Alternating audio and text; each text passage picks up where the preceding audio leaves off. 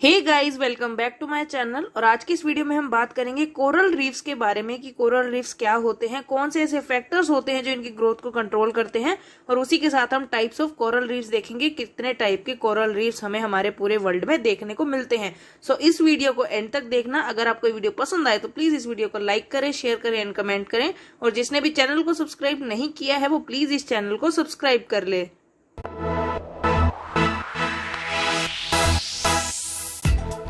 इसी के साथ वीडियो को शुरू करते हैं और सबसे पहले देखते हैं कि हमारे कोरल रीफ्स क्या होते हैं। So they are the most diverse habitats in the ocean, और इन्हें नॉर्मली हम लोग रेन फॉरेस्ट ऑफ ओशंस भी बोलते हैं, क्योंकि रेन फॉरेस्ट अगर हम ऑनलैंड बात करें तो ऑनलैंड जो हमारे रेन फॉरेस्ट होते हैं इनमें एनिमल्स की या फिर हमारे प्लांट्स की बहुत सारी स्पीशीज देखने को मिलती हैं।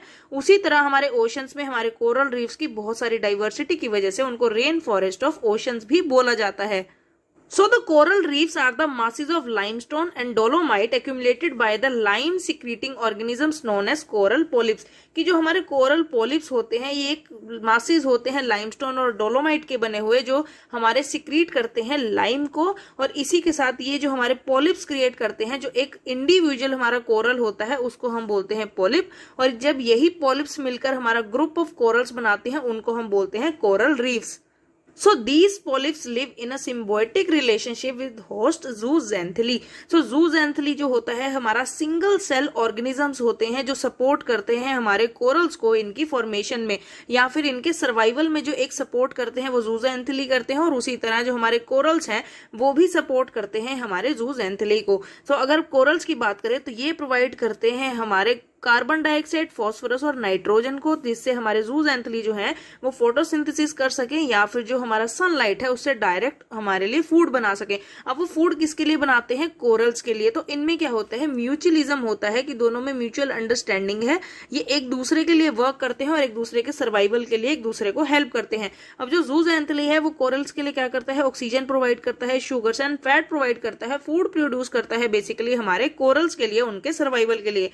And more over the zooxanthellae give its color to the corals। इसी तरह जो हमारे कोरल्स का कलर होता है वो भी zooxanthellae से ही आता है। Also they prepare their food through photosynthesis, और फोटोसिंथेसिस जो हमारा प्रोसेस होता है वो सनलाइट से डायरेक्ट फूड जनरेट करने का होता है, and gives out oxygen and other important nutrient to the polyps. अब पॉलिप्स मिलके ही हमारे क्या करते हैं? कोरल्स को बनाते हैं। इसलिए जो इनका म्यूचुअल जो अंडरस्टैंडिंग है, जो इनका म्यूचुअल रिलेशनशिप है, इसे हम बोलते हैं symbiotic relationship between zooxanthellae and corals.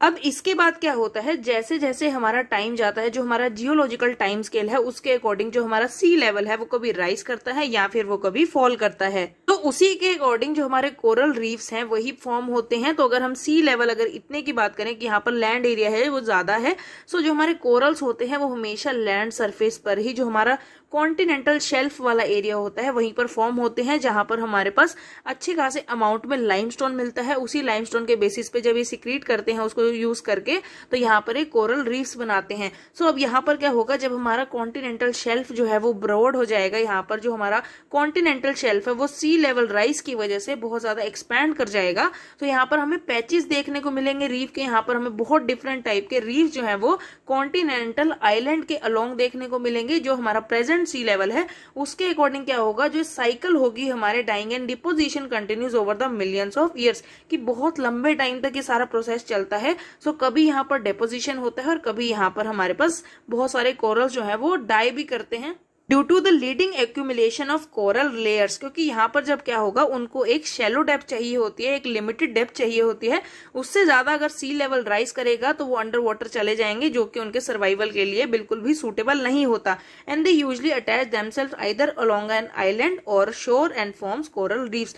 तो ये हमें मिलते हैं कॉन्टिनेंटल शेल्फ वाले एरिया पे। अगर हमारा ये लैंड एरिया है सो हमें ज्यादा डेप्थ में नहीं मिलते। अगर ये हमारा मीन सी लेवल है 0 मीटर्स, तो यहाँ पर क्या होगा? हमें इतनी डेप्थ तक ही जो है वो हमारे कोरल रीफ्स देखने को मिलेंगे। इससे ज्यादा डेप्थ में अगर हमारे पास यहाँ पर सी लेवल जो है वो राइज करता है, सो यहाँ पर इनकी जब डेप्थ बढ़ जाएगी तो इनका सर्वाइवल जो है वो उतना ही टफ हो जाएगा।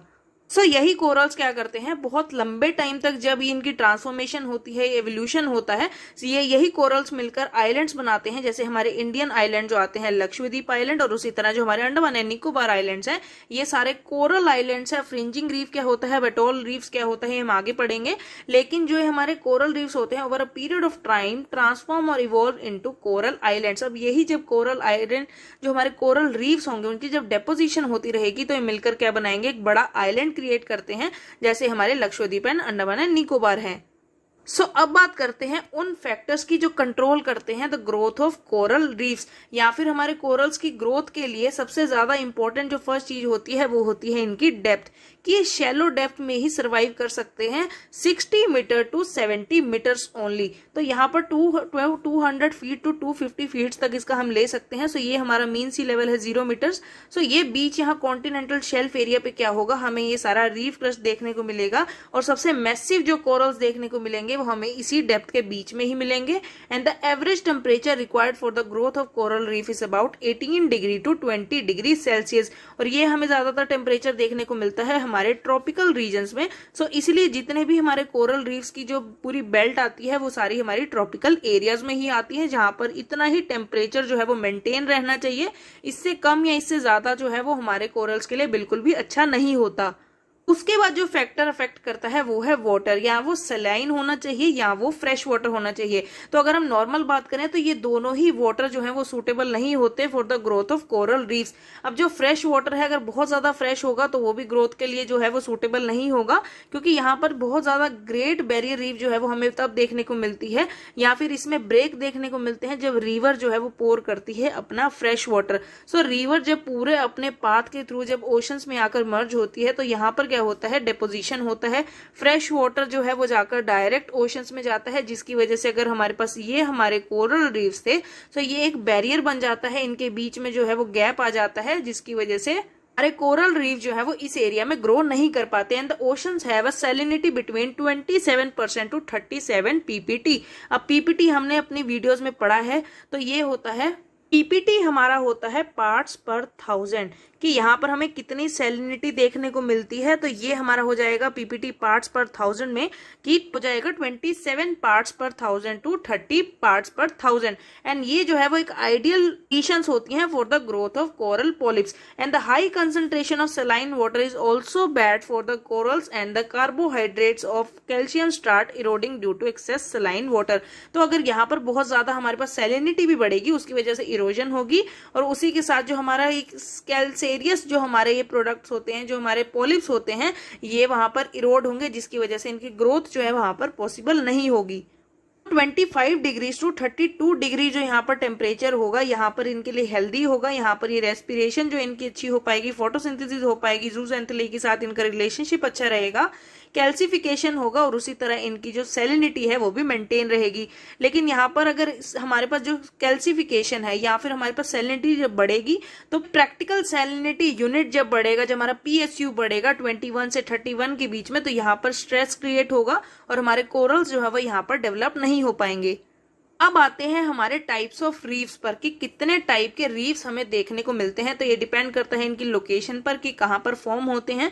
सबसे पहले हमारे पास आता है फ्रिंजिंग रीफ। अब ये बनता है एक वोल्केनिक आइलैंड के अलोंग। अगर हम इसका एक वर्टिकल डिवीजन देखें तो वर्टिकली ये क्या होगा कि यहाँ पर एक माउंटेन है और इसी के अलोंग हमारे पास क्या है, हमारे कोरल्स जो है वो हमें देखने को मिलेंगे।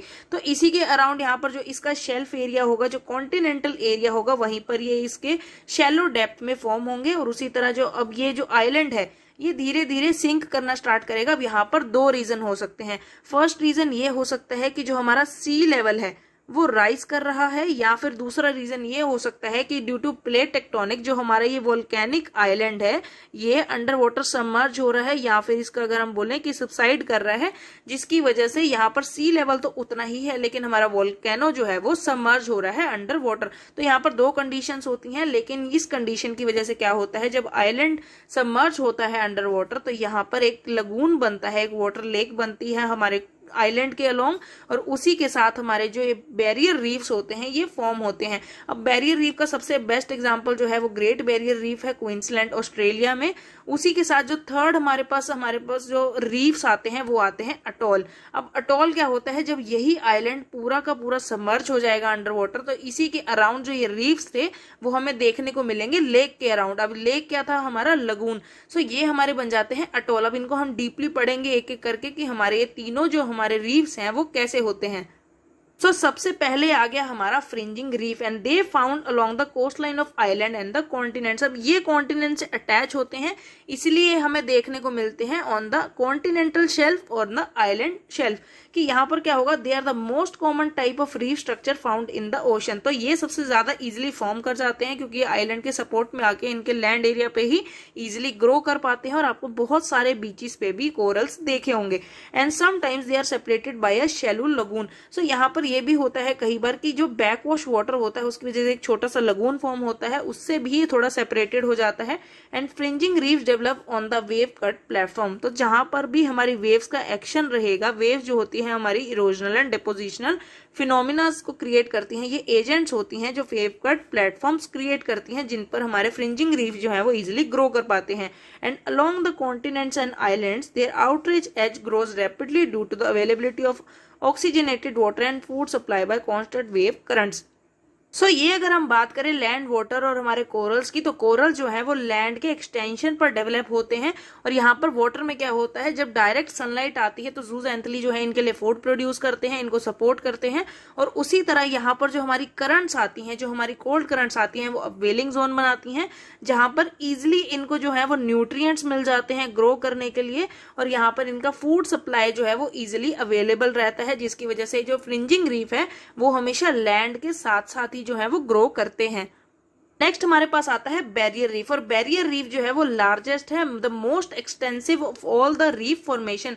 कि सबसे ज्यादा, चाहे वो अटोल हो चाहे वो फ्रिंजिंग रीफ हो, जो बैरियर रीफ है वो सबसे ज्यादा लार्जेस्ट होता है और मोस्ट एक्सटेंसिव होता है in their formation. And they have formed in the sea nearly 1 kilometre to 15 kilometre away from the shores. अब इनकी जो डेवलपमेंट होती है वो लगून के साइड होती है, ये डायरेक्टली लैंड से कनेक्टेड नहीं होते, बीच में जो लगून आता है उसकी वजह से सेपरेट हो जाते हैं आइलैंड से या फिर हमारे कॉन्टिनेंटल शेल्फ से।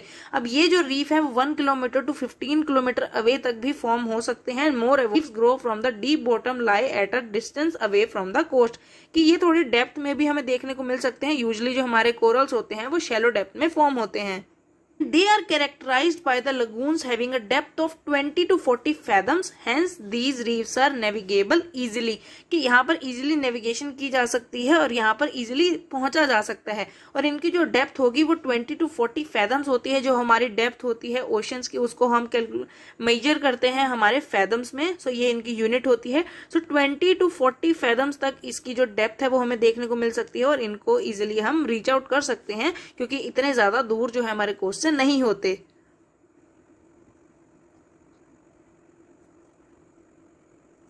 बैरियर रीफ की बात करें तो वर्ल्ड में सबसे ज्यादा फेमस है हमारा ग्रेट बैरियर रीफ, जो आता है ऑस्ट्रेलिया में क्वींसलैंड के पास। और इसी एरिया में हमारे पास आती है हमारी कोरल सी, जहां पर हमें देखने को मिलते हैं हमारे ग्रेट बैरियर रीफ।